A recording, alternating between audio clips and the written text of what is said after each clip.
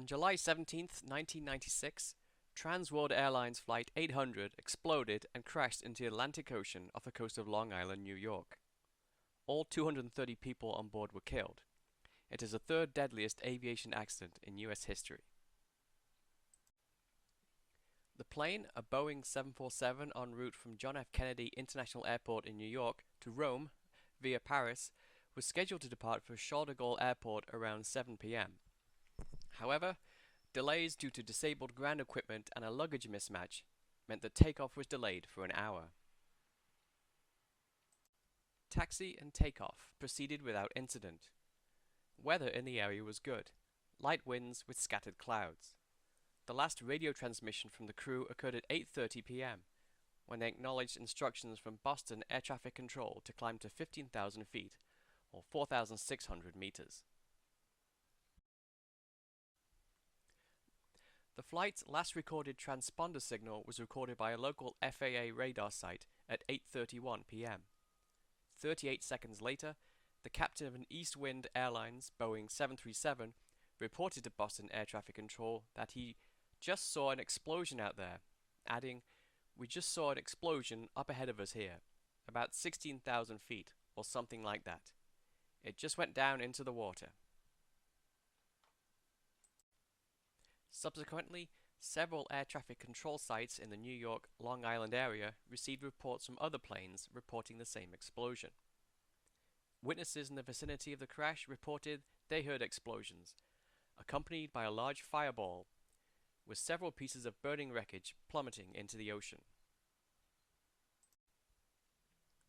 Rescue vessels reached the crash site within minutes, searching for survivors in the water, but found none. The National Transportation Safety Board was notified around 8:50 p.m., assembled a team in Washington, D.C., and arrived at the scene early the next morning. Meanwhile, initial witness accounts led many to believe that a bomb had exploded on board, or the plane had been hit by a surface-to-air missile. To investigate these leads, the FBI conducted a parallel investigation alongside the NTSB's accident investigation. Victims and wreckage were recovered by scuba divers and remote-operated vehicles.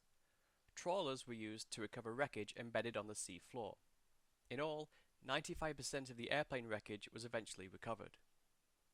The search and recovery effort identified three main areas of wreckage underwater: the yellow zone, containing wreckage from the front of the plane; the red zone, the center; and the green zone, containing wreckage from the rear of the plane. Wreckage was transported to shore and placed in a leased aircraft hangar in Calverton, New York. This facility became the command center and headquarters for the investigation.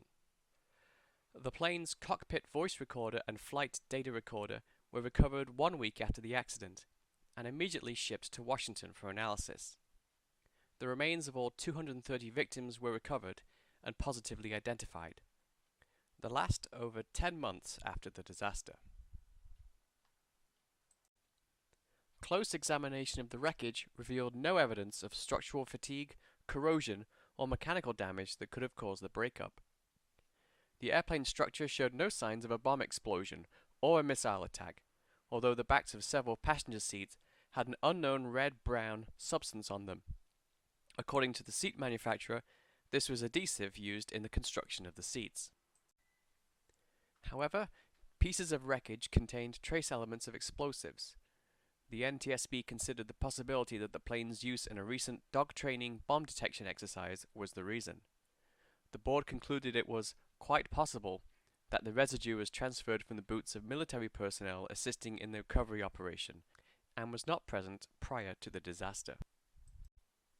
Although it was unable to determine the exact source of this residue, the lack of any corroborating evidence led the NTSB to conclude that the in-flight breakup of TWA Flight 800 was not initiated by a bomb or missile strike.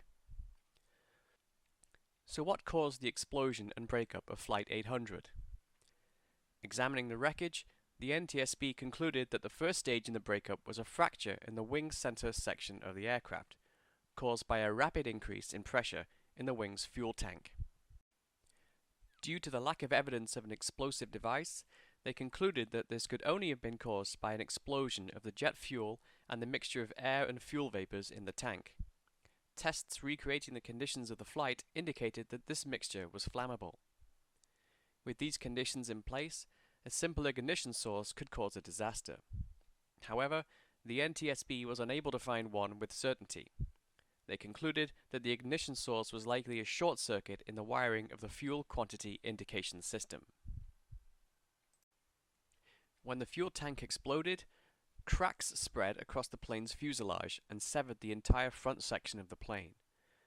The remainder of the plane then climbed erratically before descending into the ocean. On July 18, 2008, the US Secretary of Transportation announced a rule that required airlines to pump inert gas into fuel tanks in order to prevent a repeat of the disaster. The TWA Flight 800 memorial was erected in Shirley, New York on July 14, 2004.